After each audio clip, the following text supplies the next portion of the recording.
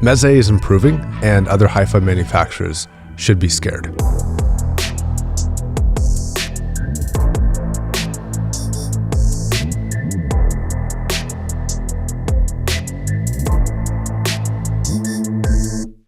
When you're calculating the headphone of the year, this isn't necessarily the best headphone that came out in 2022, but it is the best headphone, I think, if all things are considered, including price, performance, ease of use, design, etc. And that's where I think this headphone really stands out to me, is exactly the detail-oriented nature that Meze seemed to have gone about creating this headphone. I truly feel like somebody who cared made this headphone, and I want to talk about some of the reasons why.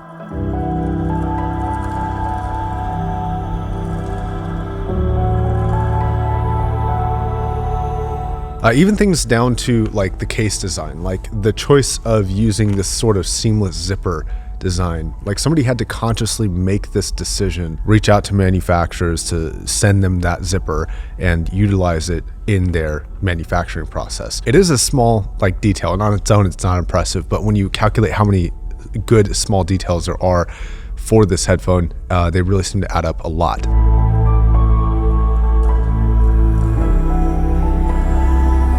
So first I want to look at the details of the physical design, because they're really impressive.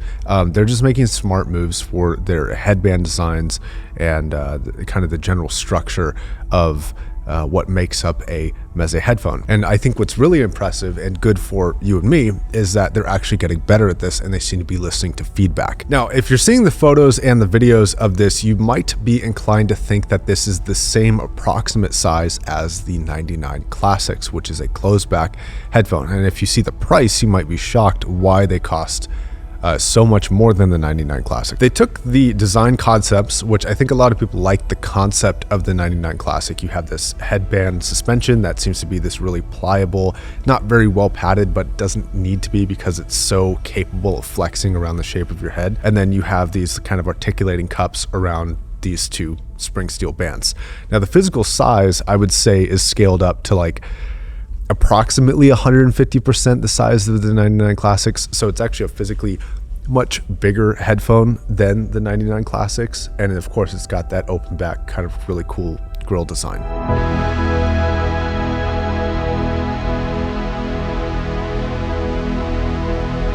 There's also things that are really impressive about this, which is how it's bridged the gap between subjectivists and objectivists for audio performance. A lot of people who are more subjective listeners like myself like it, and people who are more measurement oriented also seem to be very impressed with the measurement potential of this.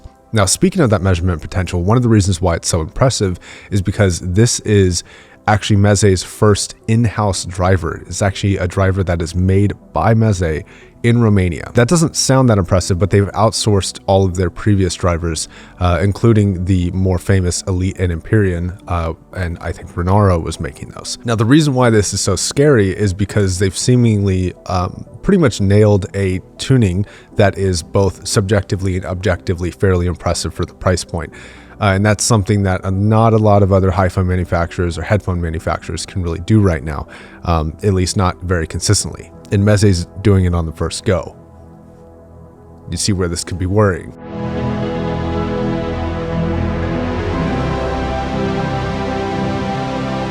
The pad design is exceptional. They use a very soft velour, and the foam inside seems to be extremely plush. One of like the plushiest, kind of easiest to press in foams that I've seen on a headphone in this price.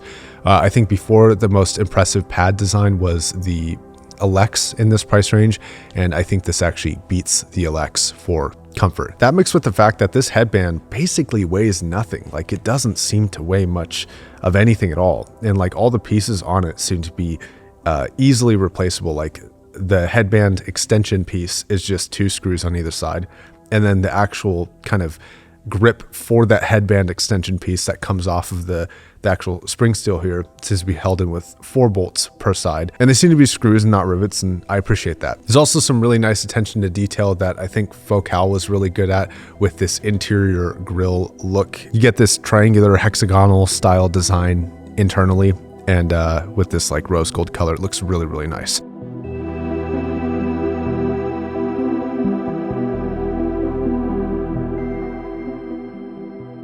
The one design oversight that I think they have had, which I'm not a huge fan of, is the cable inputs out the back. Now, if you're just going to use the stock cables, they work very nicely. But if you're planning on aftermarket cables, you're going to have to get ones with pretty slim terminations in order to fit in there. And they're using 3.5 millimeter, but my cables, like my Periap cables, do not fit in this. So I do have to use the stock cables for this. For design looks and aesthetics, I think the Elite still takes it in some of the more custom versions of the Elite that they've been making.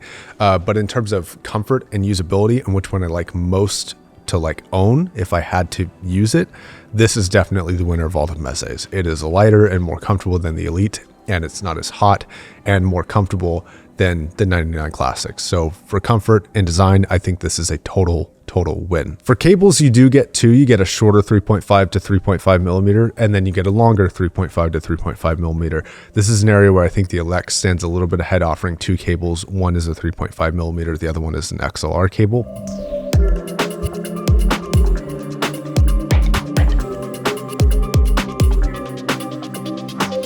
So for sound quality, I mentioned that this was a happy medium between subjectivists and objectivists. We could take a quick look at a graph here if you want, if you're more of a measurement guy. And you can see that actually lines up pretty well with some of the more common targets.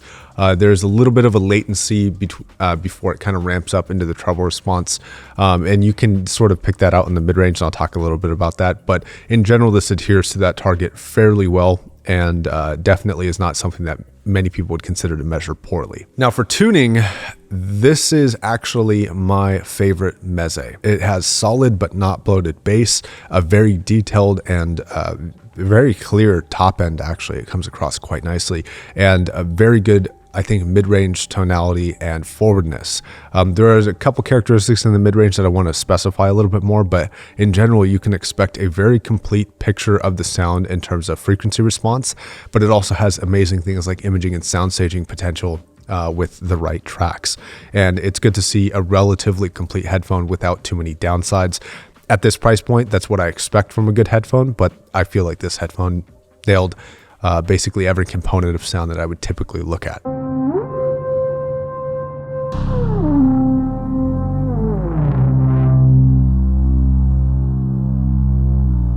Now, compared to some competition, the Alex is a slightly warmer mid-range focused headphone. It doesn't have quite as much treble response. The treble response is going to be an area that I think is going to be possibly the most controversial in this headphone, because while it is very detailed, very clear, very forward, it does have a couple properties that may not be exactly ideal.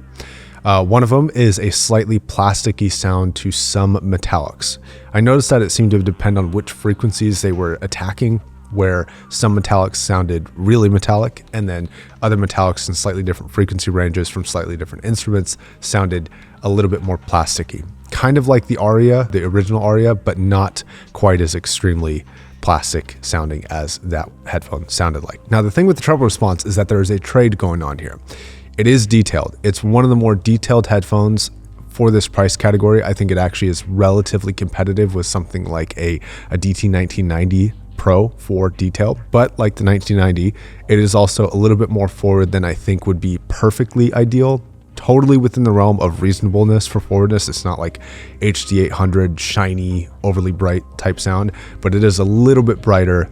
And on some tracks that are mixed a little bit bright, it can get a little bit irritating. But in my opinion, it does fall relatively tightly within the realm of what is acceptable and good for this price point.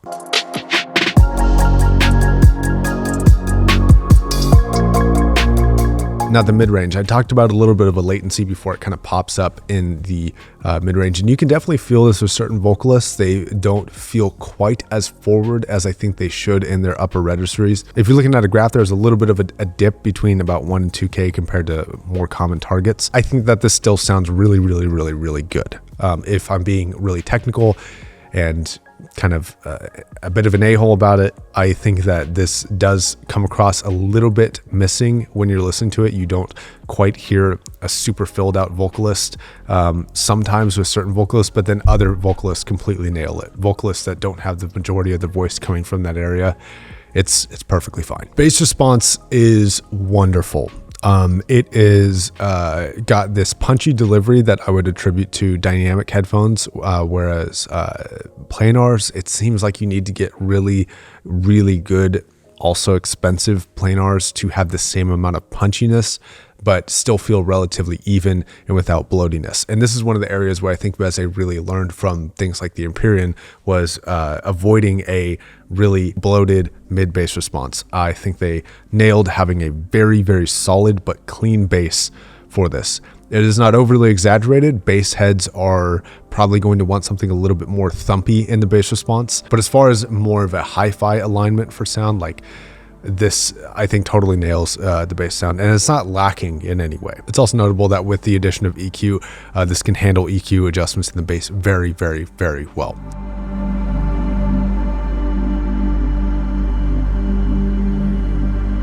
Now, I think one area that this headphone really stands out on, and one of the reasons why I think this is probably the headphone of the year, and I think the thing that might make it stand out from a lot of its competition is its efficiency. This thing is super efficient, like very far efficient. So this thing, which is a full-size dynamic headphone, has an impedance of 40 ohms and a sound pressure level of 116 dB. What this translates to is you can run it off of anything easily. You can easily run this off of an iPhone. You can easily run this off of a MacBook or a computer. You really do not need a dedicated amplifier of any kind to get a very good performance out of this. I think there is maybe 5%, maybe 3% more performance to get maybe a little bit more clarity in the top end and a little bit stronger bass response by going to a dedicated amplifier. But you can get away with the majority of your listening without that stuff. And to me, that's very, very impressive. And compared to things like the LCD2 Classic, this lowers the barrier to entry to get into listening to a hi-fi sound. And I think that's a big benefit. Okay, so as far as competition, I don't think that this completely blows away its competition for this price range. I think this is a very fairly priced headphone. I think that it fits right in with the current lineup of $500 to $1,000 headphones, including the 1990 Pro, including the LCD2C Classic, the Focal Lex, the Focal Clear. I think it fits right in with headphones like that. I think it's the only one in this category that I really liked for this price point this year, that came out this year. And I think it's got two advantages over all of those other headphones: comfort and efficiency. So while all those headphones have their advantages, I think as far as the 2022 year, the headphones that came out in it, this one stands out the most to me as being kind of the best all-rounder. So the 109 Pro is going to be the headphone of the year for 2022. All right, thanks a lot for watching. See you guys next time. Bye.